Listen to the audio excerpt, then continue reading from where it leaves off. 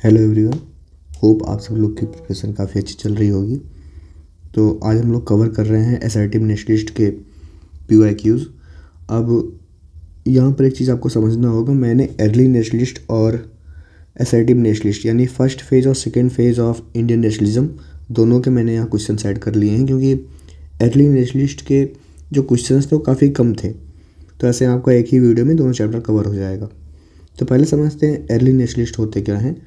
तो इनको as a moderators भी जाना जाता है। इनका जो काम करने का जो तरीका था वो काफ़ी ज़्यादा मॉडरेट था। काफ़ी ये लोग जो है नरमवादी हिंदी में इनको कहा जाता है। ये ब्रिटिश से उतना दुश्मनी नहीं रखना चाहते थे। इनका समय जो था वो 1885 से लेकर 1907 तक था। ये लोग ज़्यादा एक्टिव थे। उसके बाद असर्टिव नेशनलिस्ट का फेज आया। इनको एक्सट्रीमिस्ट भी बोलते हैं, इवन इनको रेडिकल्स भी बोलते हैं, और हिंदी में इनको गर्मवादी भी बोलते हैं। इनका जो एज था इनके जस्ट बाद 1907 से लेके 1916 तक था। ओके, अब हम लोग देखते हैं क्वेश्चंस जो प्रीवियसली पूछे गए हैं। तो 14 से देखते हैं। ऐसे भी कोई दो ऑब्जेक्टिव जो अर्ली नेशनलिस्ट के थे, कोई भी दो ऑब्जेक्टिव जो उनके थे, आप और भी लिख सकते हैं। जैसे फर्स्ट है to greater participation of Indians in the government. तो इनका पहला ऑब्जेक्टिव ये था कि जो इंडियंस हैं इनको सरकार में, इनको गवर्नमेंट में ज़्यादा से ज़्यादा क्या मिले, पार्टिसिपेशन मिले, हिस्सेदारी मिले। सेकंड था to achieve constitutional and administrative reform peacefully, यानी कि कॉन्स्टिट्यूशनल एंड एडमिनिस्ट्रेटिव रिफॉर्म का मतलब होता है, फिर आप कोई एक भी वर्ड लिख सकते हो, कोई दिक्कत नहीं है। कॉन्स्टिट्यूशनल का मतलब होता है कि संवैधानिक, एडमिनिस्ट्रेटिव का मतलब होता है प्रशासनिक, यानी कि ज़रूरत थी कि आप संविधान में कुछ सुधार लाइए। ये ऐसा डिमांड किया करते थे कि अंग्रेज़ों से डिमांड करते थे आप संविधान में कुछ सुधार लाइए। लेकिन इनका जो डिमांड करने का जो तरीका था, जो इनका रिफॉर्म करने का जो तरीका था, वो बहुत पीसफुली था, काफ़ी शांतिपूर्वक था। नेक्स्ट है पार्टीशन ऑफ बंगाल। कब हुआ था? 16 अक्टूबर 1905 में। कौन किया था? लॉर्ड कर्जन उस समय थे वाइसरॉय ऑफ इंडिया। स्वदेशी और बॉयकॉट का मतलब समझना चाह रहा है ये। स्वदेशी यानी जो खुद का हो, जो अपने देश का हो। It means using Indian made goods, यानी कि भारतीयों के द्वारा बनाया हुआ सामान को यूज करना, प्रयोग करना, ये होता है स्वदेशी। या फिर प्रमोट करना इंडियन इंडस्ट्रीज, यानी कि जो भारत की वस्तुओं को प्रमोट करे, यूज करके उस चीज़ को प्रमोट करे। बायकॉट क्या होता है? किसी चीज़ को नकार देना, boycott. It means refusing to use foreign goods. Foreign goods means विदेश का। तो बायकॉट मतलब सामान को नकार देना। किसके सामान को? Foreign goods. फॉरेन गुड्स मतलब जो सामान विदेश से आते थे। विदेश के सामान आने से मतलब है जो सामान ब्रिटेन से आते थे, ब्रिटिश के द्वारा जो लाए जाते थे, उनके सिर्फ सामान को नहीं, उनके सर्विसेज को। ठीक है, इससे क्या होता था कि इससे जो ब्रिटिश रूल है वो कमज़ोर पड़ जाता था। जाहिर सी बात है, और वो हमारे देश में थे इकोनॉमिक की वजह से, वो अपने सामान यहाँ बेचते थे एज अ मार्केट। अब हम उनका सामान नहीं खरीदेंगे, हम उनके सामान को बायकॉट करेंगे, तो इससे कहीं ना कहीं जो ब्रिटिश साम्राज्य वो तो वीक होगा ही होगा। यही है बायकॉट करना। अब पूछ रहा है असर्टिव नेशनलिस्ट। असर्टिव नेशनलिस्ट मैंने ऊपर बताया, रेडिकल से भी इनको बोलते हैं, एक्सट्रीमिस्ट भी इनको बोलते हैं। तो इनका बिलीफ क्या था? यहाँ ध्यान देने वाली बात यह है कि ये बिलीफ पूछ रहा है, ऑब्जेक्टिव नहीं पूछ रहा है, यानी इनकी अपनी मान्यताएं क्या थी। तो इनका जो बेसिक मान्यताएं थी वो था British rule was unfair and exploitative, यानी कि जो हमारे इंडिया में जो ब्रिटिश रूल है वो अनफेयर है, यानी कि वो सही तरीके से काम नहीं कर रहे हैं। इवन वो एक्सप्लॉयटेटिव है, यानी कि वो दमनकारी हैं, हमको दबाते भी हैं वो लोग। दूसरा, Indian should rely on their own strength. इनका ये मानना था कि भारतीयों को अपने खुद की ताकत पर यकीन होना चाहिए, ना कि जो है ब्रिटिश के ऊपर।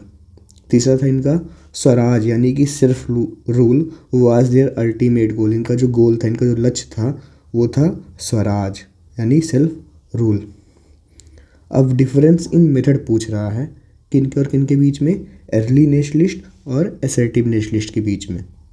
तो जो अर्ली नेशनलिस्ट थे वो यूज किया करते थे पीसफुल एंड कॉन्स्टिट्यूशनल मेथड, यानी कि शांतिपूर्वक प्लस ऐसे तरीके अपनाते थे जो संवैधानिक होते थे, कि जिससे इनके ऊपर कोई उंगली ना उठा सके कि आप गलत कर रहे हो। उसी जगह जो असर्टिव नेशनलिस्ट थे ये प्रोटेस्ट करते थे, ये धरना दिया करते थे। इनका जो मेथड था टोटली एग्रेसिव था। Second, believed in petition and discussion with British. इनका जो मान्यताएं थी वो था पिटिशन में कि ये जो है आप अर्जी डालेंगे, डिस्कस करेंगे ब्रिटिश के साथ। और जो असर्टिव नेशनलिस्ट थे इनका मानना था मास मूवमेंट, यानी कि जो है मास मतलब लार्ज नंबर ऑफ पीपल, कई सारे लोगों को हम लोग लेके मोर्चा निकालेंगे, मूवमेंट करेंगे और उसके अलावा हम लोग रेजिस्टेंट करेंगे, दैट मीन्स विरोध करेंगे। Aimed at reform under British rule. Early nationalist का लक्ष्य था कि हम लोग जो है सुधार पाएंगे, हम लोग सुधार करेंगे, लेकिन किसके अंडर में रहकर? ब्रिटिश रूल के अंडर में रहकर। और जबकि असर्टिव नेशनलिस्ट का जो था वो था डिमांडेड कंप्लीट सेल्फ रूल, यानी कि पूरे शासन को जो है आज़ादी चाहिए थी। Contribution of Bal Gangadhar Tilak and लाला लाजपत राय। तो बाल गंगाधर तिलक जी का जो कंट्रीब्यूशन रहा है, इन्होंने एक स्लोगन काफ़ी ज़्यादा पॉपुलर किया था कि Swaraj is my birth right and I shall have it, यानी कि जो स्वराज है वो मेरा जन्म सिद्ध अधिकार है और मैं इसको लेकर रहूँगा। उसके अलावा जो है इन्होंने गणपति और शिवाजी फेस्टिवल जो है शुरू किया था ताकि लोग एक हो सकें, टू यूनाइट पीपल। और लाला लाजपत राय जी का अगर देखा जाए तो led protest against British policies and played a major role in non cooperation movement. ये जो ब्रिटिश पॉलिसीज़ के खिलाफ कई बार जो है मोर्चा खोले थे, कई बार ये जो है लड़ाई लड़े थे। इवन 1928 में साइमन कमीशन आया था तो भी उसमें जो है बढ़ चढ़ हिस्सा लिए थे। उसके अलावा नॉन कॉपरेशन मूवमेंट में भी इनका जो है काफ़ी ज़्यादा योगदान रहा है। अब 15 का पेपर देखते हैं। Mention any two causes for the rise of assertive nationalism. जब देश में अर्ली नेशनलिस्ट था तो असर्टिव नेशनलिज्म जो ग्रुप था उसके उभरने का कारण क्या था? तो उसके उभरने के दो कारण पूछ रहा है। पहला था फेलियर ऑफ अर्ली नेशनलिस्ट। जो शुरुआती नेशनलिस्ट थे, जो मॉडरेट लोग थे, उनका जो मेथड था चिट्ठी लिखना, अर्जी डालना, इससे कोई बहुत ज़्यादा सिग्निफिकेंट रिफॉर्म, इससे बहुत ज़्यादा सुधार कुछ आया नहीं देश में। इसकी वजह से जो है असर्टिव नेशनलिज्म आया। दूसरा है रिप्रेसिव ब्रिटिश पॉलिसीज़। जो ब्रिटिश के जो तौर तरीके थे वो बहुत अनफेयर थे, गलत थे। इवन वो लोग भारतीयों को डिवाइड कर रहे थे अपने पॉलिसीज़ के जरिए, जैसे कि उन्होंने जो है बंगाल को डिवाइड कर दिया था 1905 में। ये भी एक कारण बना कि असर्टिव नेशनलिज्म देश में जो है उभरा। With reference to growth of national consciousness in India explain the immediate objective of the Indian National Congress. Indian National Congress का जो इमीडिएट ऑब्जेक्टिव था वो क्या था? अच्छा, पहले ही जान लेते हैं। इंडियन नेशनल कांग्रेस ये आपका बना था 1885 में, ठीक है। तो इसका इमीडिएट ऑब्जेक्टिव क्या था, लक्ष्य क्या था? To promote unity among Indians, यानी भारतीयों के बीच एकता जागृत करना। दूसरा था to present Indian demands to British government peacefully, यानी भारतीयों की जो डिमांड होगी, इंडियन जो डिमांड होगी, उसको ब्रिटिश गवर्नमेंट के सामने रखना, लेकिन कैसे? शांतिपूर्वक। टू कंट्रीब्यूशन ऑफ दादा भाई नेहरू। इन्होंने एक थ्योरी दी थी, ड्रेन ऑफ वेल्थ थ्योरी। इन्होंने किताब लिखी poverty and un-British rule in India, उसमें इन्होंने एक theory the drain of wealth theory, यानी कि जो है ड्रेन मतलब निकालना, वेल्थ मतलब संपत्ति। इन्होंने बताया कि कैसे जो ब्रिटिशर्स हैं हमारे देश से जो है पैसा निकाल के लेके जा रहे हैं, कहाँ पर? इंग्लैंड। इनका दूसरा जो कंट्रीब्यूशन था, ये पहले भारतीय बने जो ब्रिटिश पार्लियामेंट में बैठे। इन्होंने रिप्रेजेंट किया इंडिया को in the British parliament and raised issue of Indian welfare, और वहाँ पर उन्होंने आवाज़ उठाई भारतीयों के सुख समृद्धि के लिए। और कब बने थे ये? ईयर था 1892। इनको इवन याद रखिएगा, इनको बोला जाता है अनऑफिशियल एम्बेसडर ऑफ इंडिया, दादा भाई Nehru ji. The impact of the स्वदेशी एंड बैकआउट मूवमेंट। इसका इम्पैक्ट क्या था? तो पहला इम्पैक्ट इकोनॉमिक इम्पैक्ट था।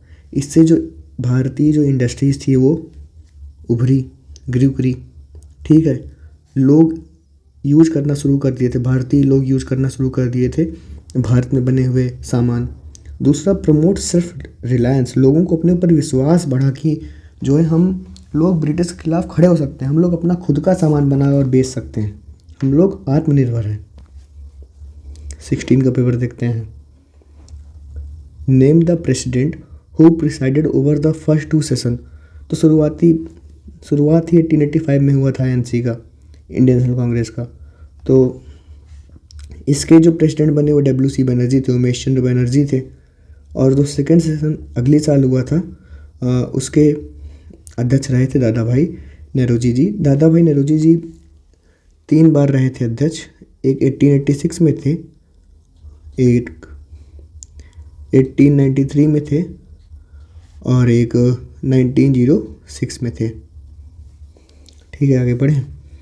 State 2 reason given by Lord Curzon to justify the partition of Bengal. Partition of Bengal किसने किया था? लॉर्ड कर्जन ने किया था। कब किया था? 1905 में। तो कोई 2 कारण जो उन्होंने जस्टिफाई करने के लिए बताया कि क्यों मैंने पार्टीशन ऑफ बंगाल किया, क्यों ये अच्छा है। तो पहला इन्होंने बताया कि एडमिनिस्ट्रेटिव एफिशिएंसी। इन्होंने कहा कि जो है बंगाल काफ़ी ज़्यादा बड़ा है और इसको गवर्न करने में, इस पर जो है रूल करने में काफ़ी ज़्यादा दिक्कतें आती हैं, तो इसलिए जो है इसको डिवाइड कर दिया गया। दूसरा इन्होंने कहा कि जो ईस्टर्न बंगाल था काफ़ी ज़्यादा पिछड़ा हुआ था, तो ऐसे में जो है अब 2 हिस्सों में हो गया है, तो ईस्टर्न बंगाल पे हम लोग ज़्यादा ध्यान दे पाएंगे और उस रीजन को हम लोग ज़्यादा डेवलप कर पाएंगे। Impact of swadeshi and backward movement as part of the anti partition movement. तो इसका इम्पैक्ट क्या हुआ? पहला था इकोनॉमिक इम्पैक्ट, भारतीयों ने बायकॉट किया ब्रिटिश सामानों को, जिससे इंडियन इंडस्ट्रीज़ का राइज हुआ। दूसरा था political awareness, people became more aware of their rights. अब लोग ज़्यादा अपने जो है अधिकारों के लिए अवेयर हो गए, जागरूक हो गए। ठीक है। थर्ड है मास पार्टिसिपेशन। मास मतलब ज़्यादा लोगों का, लार्ज नंबर ऑफ पीपल, कई लोग पार्टिसिपेट किए उसमें, बच्चे थे, महिलाएं थी, वर्कर्स थे। 17 को पेपर देखते हैं। Name the 2 main association that were precursors of the Indian National Congress. यानी इंडियन नेशनल कांग्रेस के पहले की जो बनी हुई कुछ पार्टियां थी। तो इसके पहले 1866 में एक पार्टी बनी थी, ईस्ट इंडिया एसोसिएशन, दादा भाई नौरोजी के द्वारा बनाई गई थी। कहाँ पर? लंदन में। फिर उसी के 10 साल बाद 1876 में बनी एक पार्टी, इंडियन एसोसिएशन, किसके द्वारा बनाई गई थी?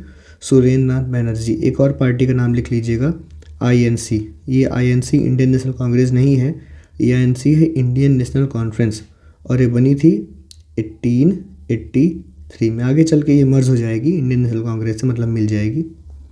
हालांकि 2 पूछा है, 2 आप ये दोनों लिख सकते हैं। Give the name of 2 leaders who led the home rule movement in 1916। Home rule movement की शुरुआत 1916 में हुई थी। कौन से ऐसे 2 नेता थे जो इसको लीड किए थे? तो थे आपके बाल गंगाधर तिलक और एनी बेसेंट। एनी बेसेंट पहली फीमेल कांग्रेस प्रेसिडेंट थी जो कि बनी थी 1917 में। The split in the Congress in 1907। तो ऐसा क्यों हुआ, क्यों स्प्लिट हुआ? तो डिफरेंस इन अप्रोच। जो मॉडरेटर थे जिनको लीड कर रहे थे गोपाल कृष्ण गोखले जी, ये चाहते थे कि जो चेंज है वो धीरे धीरे हो, पेटिशन के द्वारा हो, अर्जियों के द्वारा हो। जबकि एक्सट्रीमिस्ट जो लोग थे, जैसे बाल गंगाधर तिलक लोग, ये चाहते थे कि नहीं, हमें सेल्फ रूल तुरंत पाना है। उसके अलावा दूसरा है कलकत्ता सेशन ऑफ 1906। जो मॉडरेट्स थे उन्होंने एक्सेप्ट किया क्या? Swaraj as a goal, but wanted to achieve it peacefully. लेकिन उसको कैसे चाहते थे? इसको शांतिपूर्वक। लेकिन वहीं उसी जगह जो एक्सट्रीमिस्ट थे वो इसको चाहते थे मास एजिटेशन, यानी कि जो है बड़ी सी भीड़ हो, विरोध करके इसको पाया जाए। तीसरा सूरत सेशन ऑफ 1907। अब क्योंकि दोनों गुटों में जो है कॉन्फ्लिक्ट चल रहा है, दोनों गुट आपस में मतभेद रखते हैं, इसलिए कांग्रेस के दोनों गुट जो है आगे चल के डिवाइड हो गए। किसमें? मॉडरेट और एक्सट्रीमिस्ट में। इसका फ़ायदा लिया किसने? ब्रिटिश ने। इससे जो हमारा फ्रीडम मूवमेंट था वो कमज़ोर पड़ गया था। With reference to the picture given below answer the following. तो what were the 3 personalities popularly known as, देखो नाम नहीं पूछ रहा है कि इनको पॉपुलरली किस नाम से जाना जाता था। तो लाल बाल पाल, ठीक है, लाला लाजपत राय, बाल गंगाधर तिलक और Bipin Chandra Pal. Which section of the Congress did they represent, ये कांग्रेस के किस सेक्शन को रिप्रेजेंट करते थे, अर्ली नेशनलिस्ट और असर्टिव नेशनलिस्ट, तो असर्टिव नेशनलिस्ट को।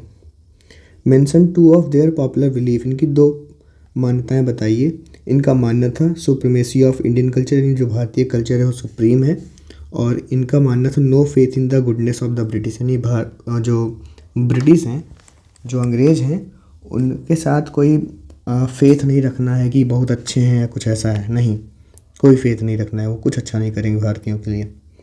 अब 18 का पेपर देखते हैं, वही रिपीटेड क्वेश्चन है, 2 सेशन। तो पहला WC बनर्जी थे और सेकेंड सेशन के आपके 1886 में दादा भाई नौरोजी थे। अच्छा, पहला सेशन हुआ कहाँ था, ये हुआ था मुंबई में, ठीक है। Name the nationalist who said Swaraj is my birth right, अभी मैंने ऊपर बताया, बाल गंगाधर तिलक, असर्टिव नेशनलिस्ट थे ये। One of his contribution to the national movement, इनका कोई एक कॉन्ट्रीब्यूशन जो नेशनल मूवमेंट के लिए हो, तो उन्होंने जो शुरुआत की थी किसकी, गणपति और शिवाजी फेस्टिवल की, जिससे लोग यूनाइट हो सकें, ठीक है। सिर्फ इतना लिखना इंपॉर्टेंट नहीं, यूनाइट हो सके पेपर, ये भी लिखना इंपॉर्टेंट है। अब क्वेश्चन से 19 से, 2 कॉन्ट्रीब्यूशन ऑफ लाला लाजपत राय, तो इनका पहला है कि इन्होंने जो है जब साइमन कमीशन इंडिया में आया था तो उसका इन्होंने काफ़ी ज़्यादा विरोध किया था। इवन उसी विरोध के समय इनके ऊपर जो पुलिस का लाठीचार्ज हुआ था, उसी वजह से इनका जो है शहीद होने का कारण भी बना था। तो इन्होंने ही strongly oppose the Simon Commission and was injured in a police lathi charge which later to his death. और प्रमोटेड नेशनलिस्ट आइडियाज़, इन्होंने नेशनलिस्ट आइडिया को प्रमोट किया था अपने राइटिंग के जरिए। इन्होंने कुछ किताबें लिखी जैसे यंग इंडिया, अनहैप्पी इंडिया, जिससे भारतीय लोग इंस्पायर हुए और वो खड़े हुए किसके against British rule. 3 repressive colonial policies of the British, तो पहला आप लिख सकते हो वर्नाकुलर प्रेस एक्ट जो कि 1878 में आया था।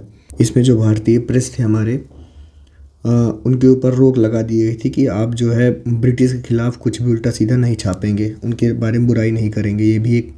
सेकेंड है आर्म्स एक्ट, ये भी 1878 में ही आया था, ठीक है। इसमें लीगल बना दिया था कि कोई भी भारतीय जो है बिना किसी लाइसेंस के जो है हथियार नहीं रख सकता है, जबकि जो अंग्रेज़ थे उनको पूरी छूट थी, वो बिना किसी लाइसेंस के हथियार रख सकते थे। Removal of import duties on British textile, यानी जो विदेश से जो ब्रिटेन से जो कपड़ा आता था उस पर से इन्होंने इम्पोर्ट ड्यूटी यानी कि उस पर से टैक्स हटा दिया था। यानी कि अगर कोई कपड़ा 10 रुपये का आ रहा था, यहाँ वो 10 ही रुपये का बिक सकता है क्योंकि उस पर कोई टैक्स देना ही नहीं है। तो इसमें जो इंडिया की जो टेक्सटाइल इंडस्ट्रीज़ हैं वो ख़त्म हो जाएंगी। क्यों? क्योंकि उनको टैक्स देना ही देना पड़ेगा। 3 ways in which the press help develop nationalism, तो पहला था spread of patriotism and liberal ideas. जो न्यूज़पेपर थे उससे काफ़ी जो है लोगों के अंदर एक आइडिया भेजा गया। आइडिया किस चीज़ का? फ्रीडम, आज़ादी का, बराबरी का और सेल्फ रूल का। और न्यूज़पेपर के ज़रिए जो है ब्रिटिश पॉलिसीज़ यानी ब्रिटिश की जो पॉलिसीज़ थी उनका क्रिटिसाइज़ किया गया, उनकी बुराई की गई, उनको एक्सपोज किया गया। उसके अलावा इनकरेज किया गया पॉलिटिकल मूवमेंट को। इससे जो है लोग यूनाइट हुए, ठीक है, अलग अलग रीजन्स, अलग अलग देश के हिस्सों से लोग यूनाइट हुए। Expose the true nature of British rule in India, जो ब्रिटिश का जो एक ट्रू नेचर था वो क्या कर रहे थे भारत में, इसको भी इन्होंने एक्सपोज किया, ठीक है। कोई भी 3 आपको लिखना है। और उसके अलावा जो है एक्सचेंज ऑफ व्यूज़, देश के एक कोने से दूसरे कोने तक लोग अपना एक व्यू, अपना एक व्यूइंग एंगल देखने का तरीका शेयर कर पाए, अपने आइडियाज़ को शेयर कर पाए, किसकी मदद से? Newspaper, press. अब difference between method of early nationalist and radicals that means extremist, तो हम लोग इसको देखे हैं कि मॉडरेटर्स चाहते थे ग्रेजुअल, धीरे धीरे जो है सुधार हो पिटीशन के जरिए, जबकि इनका चाहिए था कि इमीडिएट स्वराज हमको मिल जाए, ठीक है। इनका जो तरीका था वो पीसफुल अप्रोच का था, इनका जो था वो डायरेक्ट एक्शन का था, मास प्रोटेस्ट का था, ठीक है। ये avoided confrontation with the British, ये बातचीत करते विश्वास रखते थे, जबकि इनका था कि नहीं, हमको डायरेक्ट जो है ब्रिटिश के साथ जो है मास मूवमेंट करना है, एजिटेशन करना है। तो British rule could be reformed, इनका मानना था कि ब्रिटिश रूल सुधर सकता है, रिफॉर्म हो सकता है उसमें, जबकि इनका ऐसा कुछ नहीं मानना था। इनका मानना था कि बिना प्रेशर के ऐसा कुछ नहीं होगा।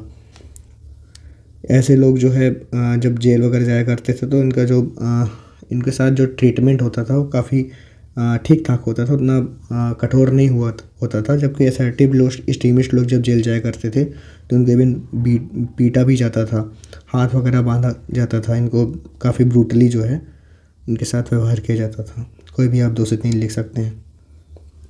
To contribution of Bipin Chandra Pal in promoting nationalism. तो बिपिन चंद्र पाल असर्टिव नेशनलिस्ट हैं, ठीक है। तो इनका जो कंट्रीब्यूशन है, पहला स्वदेशी एंड बैकआउट मूवमेंट, इन्होंने जो है काफ़ी एक्टिवली प्रमोट किया था स्वदेशी और बैकआउट मूवमेंट को।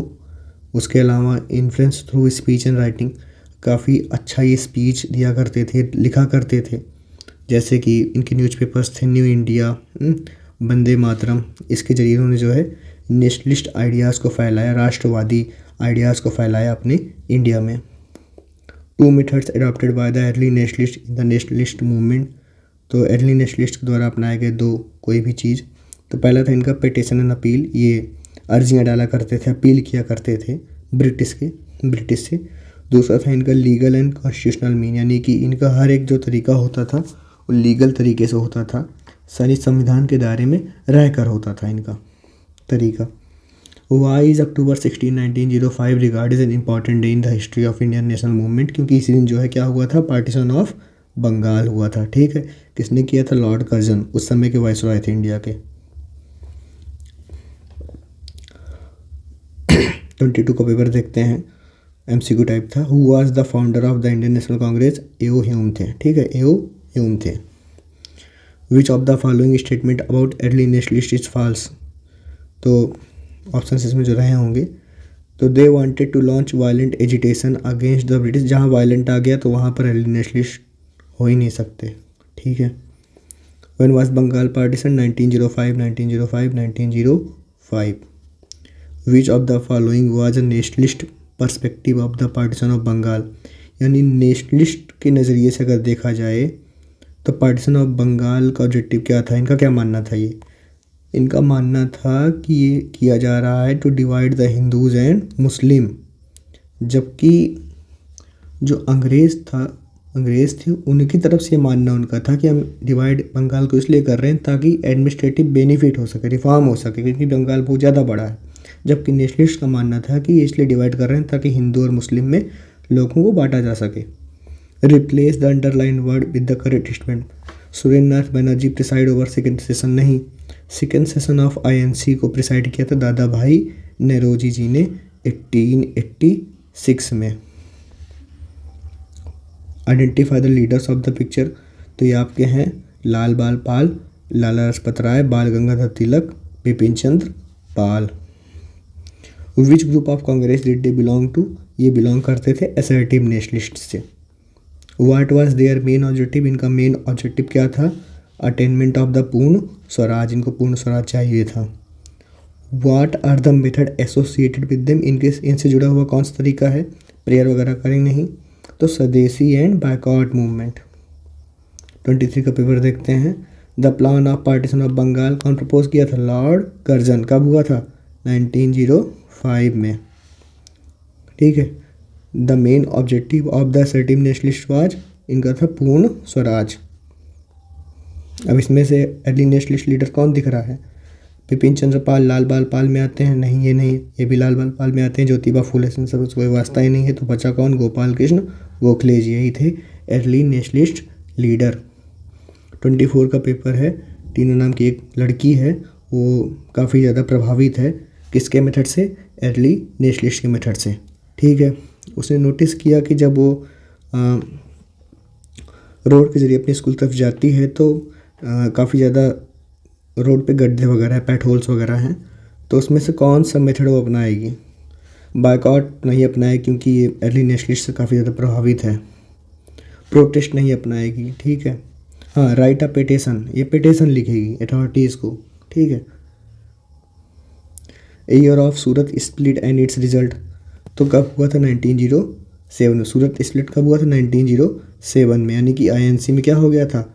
स्प्लिट हो गया था। आईएनसी दो हिस्सों में बट गई थी, एक असर्टिव नेशनलिस्ट, एक एडिल नेशनलिस्ट। इसका result the Congress split into moderate and extremist. आप लिख सकते हो जो है असर्टिव, ओके, असर्टिव भी लिख सकते हो। इससे क्या हुआ था कि जो फ्रीडम मूवमेंट था वो वीक हो गया था और कांग्रेस दो हिस्सों में डिवाइड हो गई थी। हु पार्टीशन बंगाल, बंगाल को किसने डिवाइड किया था? लॉर्ड कर्जन ने किया था। कब? 1905 में किया था। Two perspective of nationalist on the real motive behind the partition, यानी कि नेशनलिस्ट को जो लगता था रियल मोटिव है पार्टीशन के पीछे वो क्या था? तो वो था कि ब्रिटिश जो है हिंदू और मुस्लिम को डिवाइड करना चाह रहा है। किस लिए? ताकि इनका जो नेशनल मूवमेंट है वो क्या हो सके? वीक हो सके। To weaken the nationalist movement. It was a divide and rule policy to suppress growing nationalism in Bengal. और इसके अलावा जो बंगाल में जो नेशनलिज्म जो पनप रहा है उसको भी ये लोग जो क्या कर सकें? ख़त्म कर सकें। इनका डिवाइड एंड रूल पॉलिसी था कि बांटो और राज करो। Objective of the assertive nationalism, तो इसका ऑब्जेक्टिव क्या था? असर्टिव नेशनलिज्म एक ही ऑब्जेक्टिव था मेन, वो था Purna Swaraj, complete independence. Two contribution of Bal Gangadhar तिलक, तो इन्होंने गणपति और शिवाजी फेस्टिवल स्टार्ट किया था फॉर यूनाइटिंग द पीपल। और उन्होंने जो है कुछ न्यूज़पेपर चालू किए जैसे केसरी और Maratha to promote the freedom struggle. ये था आपका जो है PYQ फर्स्ट फेज़ और सेकंड फेज़ ऑफ नेशनलिज्म से। बाकी और भी कुछ वीडियोस PYQ से रिलेटेड चैनल पे आप उसको देख सकते हैं और बाकी हम लोग ऐसे ही बनाते रहेंगे वीडियोस। ओके।